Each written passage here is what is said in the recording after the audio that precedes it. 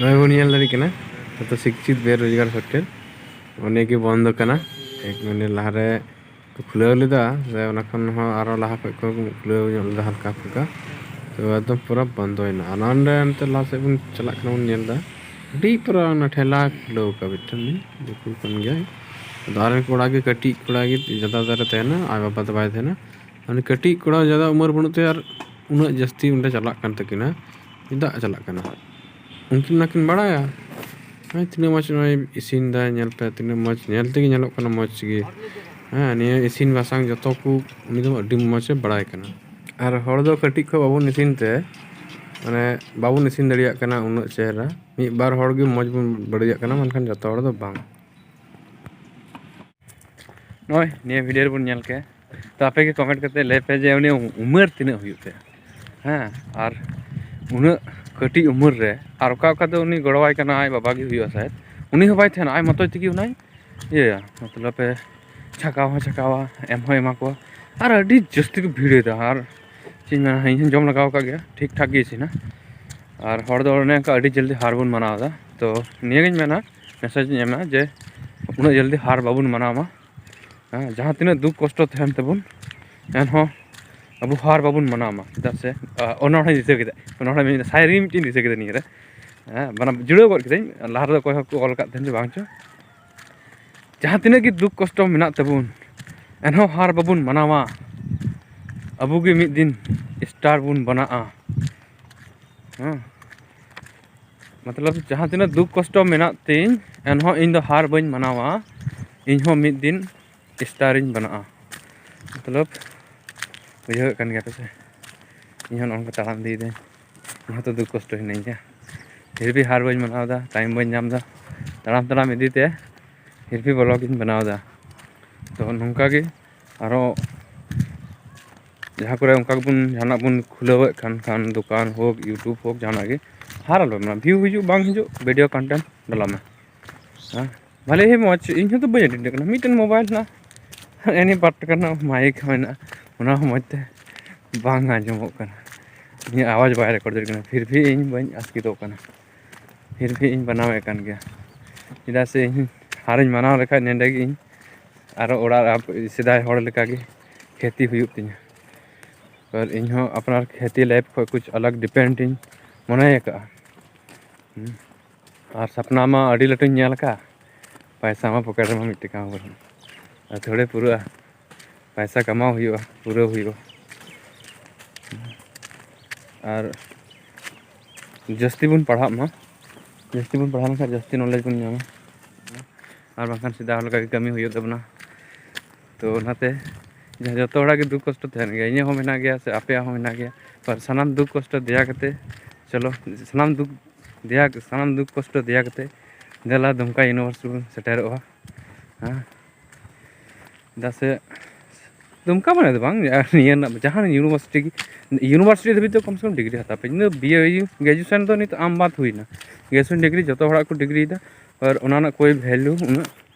Value में मेना गे degree कान तो वैल्यू बांग मेना गया मनखान फिर भी उन धाबी उन मच बांग हुई कना उना धाबी रे हाँ और यूनिवर्सिटी नौकाना बन पीजी नौकान जगह बन चला जहाँ क्लास जहाँ टीचर मच ना को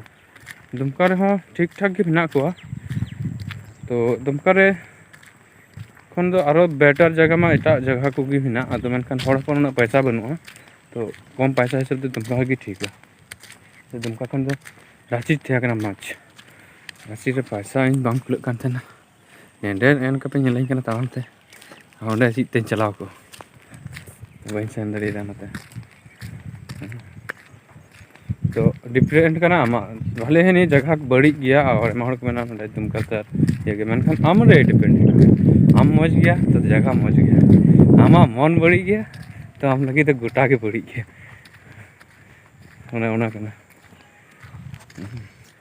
को मेन का मिट्टी दिशा के जहाँ मन जुदी मेना चंगा उनी दो नोडे गे नामा गंगा और जहाँ मन बनू चंगा उनी दो गंगा रे डबरे कते मन बाय एकवा चंगा हाँ तो नियर आपे हुई दाड़े बापे बुझे दाड़िया खान बुझे पे जुदी आमा मन मेना मज गया तो आम दो नोडे नेडे ना दाग रखी डबरे कते गंगा दाग रेम डबरे लेका बुझेवा ᱟᱨ ᱟᱢᱟᱜ ᱢᱚᱱ ᱜᱮ ᱢᱤᱫ ᱢᱟᱹᱭᱞᱟᱹ ᱜᱮᱭᱟ, ᱜᱟᱝᱜᱟ ᱨᱮ ᱪᱟᱞᱟᱣ ᱠᱟᱛᱮᱢ ᱰᱟᱹᱵᱽᱨᱟᱹ ᱨᱮᱦᱚᱸ ᱵᱟᱝ ᱥᱟᱯᱷᱟᱜ ᱛᱟᱢᱟ, ᱵᱟᱝ ᱥᱟᱯᱷᱟᱜᱼᱟ ᱚᱱᱟ ᱫᱚ। ᱛᱚ ᱚᱱᱠᱟ ᱜᱮ ᱟᱨ ᱚᱱᱚᱲᱦᱮ ᱢᱟ ᱟᱭᱢᱟ ᱜᱤᱧ ᱚᱞ ᱠᱟᱜ, ᱵᱟᱱᱟᱣ ᱜᱮ ᱵᱟᱹᱧ ᱢᱚᱛᱞᱚᱵ ᱵᱷᱤᱰᱤᱭᱳ ᱵᱟᱱᱟᱣ ᱠᱟᱛᱮ ᱟᱯᱞᱳᱰ ᱜᱮ ᱵᱟᱝ ᱦᱩᱭᱩᱜ ᱠᱟᱱᱟ ᱥᱚᱢᱚᱭ। ᱡᱮᱭᱥᱮ ᱠᱤ ᱥᱟᱹᱨᱫᱤ ᱥᱤᱛᱩᱝ ᱫᱷᱩᱠᱩᱨ ᱯᱩᱠᱩᱨ, ᱨᱮᱸᱜᱮᱡ ᱡᱟᱞᱟᱧ ᱥᱟᱦᱮᱸᱫᱟ ᱯᱷᱩᱠᱩᱨ ᱯᱷᱩᱠᱩᱨ, ᱡᱟᱦᱟᱸ ᱛᱤᱱᱟᱹᱜ ᱫᱩᱠ ᱠᱚᱥᱴᱚ ᱢᱮᱱᱟᱜ ᱛᱤᱧ ᱮᱱᱦᱚᱸ ᱫᱩᱢᱠᱟ ᱤᱭᱩᱱᱤᱵᱷᱟᱨᱥᱤᱴᱤᱧ ᱥᱮᱴᱮᱨᱚᱜᱼᱟ ᱤᱧ। ᱵᱟᱲᱟᱭ ᱜᱤᱭᱟᱹᱧ ᱫᱩᱢᱠᱟ ᱤᱭᱩᱱᱤᱵᱷᱟᱨᱥᱤᱴᱤ ᱨᱮ ᱢᱚᱴᱟᱠᱩᱴᱤ ᱢᱮᱱᱟᱜᱼᱟ, ᱡᱮ ᱦᱤᱞᱳᱜ ᱜᱮ ᱚᱱᱟ ᱢᱚᱴᱟᱠᱩᱴᱤᱧ ᱦᱟᱢᱮᱴᱟ ᱤᱧ ᱦᱤᱞᱳᱜ ᱜᱮ ᱢᱚᱪᱟ ᱞᱩᱴᱤ ᱞᱟᱸᱫᱟᱭ ᱛᱤᱧ। ᱛᱚ ᱠᱩᱪ ᱱᱚᱝᱠᱟ ᱜᱮ ᱰᱤᱯᱮᱱᱰ ᱟᱭᱢᱟ ᱜᱮ ᱢᱮᱱᱟᱜᱼᱟ। ᱡᱮᱭᱥᱮ ᱠᱤ ᱠᱩᱲᱤ ᱜᱤᱫᱽᱨᱟᱹ ᱵᱟᱠᱷᱨᱟ ᱛᱮ ᱚᱞ ᱦᱮᱱᱟᱜᱼᱟ। ᱠᱩᱲᱤ ᱜᱤᱫᱽᱨᱟᱹ ᱟᱹᱰᱤ ᱜᱮᱠᱚ ᱵᱷᱟᱜᱤᱭᱟ, ᱢᱚᱛᱞᱚᱵ ᱟᱸᱡᱚᱢ ᱯᱮ ᱦᱟᱸᱜ ᱚᱱᱟ ᱟᱭᱢᱟ ᱜᱮ ᱦᱮᱱᱟᱜᱼᱟ। इसके बाद एभेनोमे सान्ताल, बागान बाहा, इसके बाद आयमा गे हेनागा, आयमा गे मतलब आर मिटन बाइन लई पेया नोंडे एखन शायद बाइन चला दाड़े बार पे दिन हाँ वीडियो शायद कुछ दिन ऑफ हुई दाड़ेया ओना दो लाहा रेकिन लई पे करा चेदा से मिटन कहानी सपड़ाव हुई कना, कहानी दो बांग फिल्म इये रे लगे नोंडे हेंजला मेला नोंडे हों ऑलो हुई कना। आदो ओना ना टॉपिक नितुम हूँ लई पे कना, बारिया मध्य रे मिटन गे दोहोया जहाँटा गे, तो बना इनकिन बारिया गे हुई दाड़ेया। मिटन नितुम दो कना लाहा जमाय लेल्हा तायम जमाय जुल्हा, नियटा दो हुयो आर बांखान हर कोड़ावा दुलड़ बिटी कसाइना, परजेत रे बिटीम जमाइना। तो नियकिन बारिया मध्य रे की ये हुयो नियकिन ऑलो हुयो कान तना, नियकिन इन सपड़ा हुयो तिया आर अडी उसर के हे ठीक के सपड़ा हुयो आर ओंडेले उदुका आले गे हां ले थेना हीरो कोई जाकोड़ा केन कोड़ा कोड़ा गे। इसके बाद आपे हों हिजू पे नेल लगी तिना पे नेल दा यूट्यूब, कोनो पैसा बांग लगा पे आर इन लई पे का दिन हां ओनाले उदुका आर निंदे गेले उदुका आर मिट टका हों फ्री गया जतो। तो फिल्म नितुम हां चिलका पे केदा कमेंट करे लई पे हर कोड़ा दुलड़ कसाइना, परजेत रे बिटीम बसाइना। प्लीज लाइक पे शेयर पे और कमेंट पे और सब्सक्राइब दो एकालते आलो पे हिड़िङा। मा तबे निया वीडियो हों नोंडे गिन मुचाद दा, जतो को जोहार।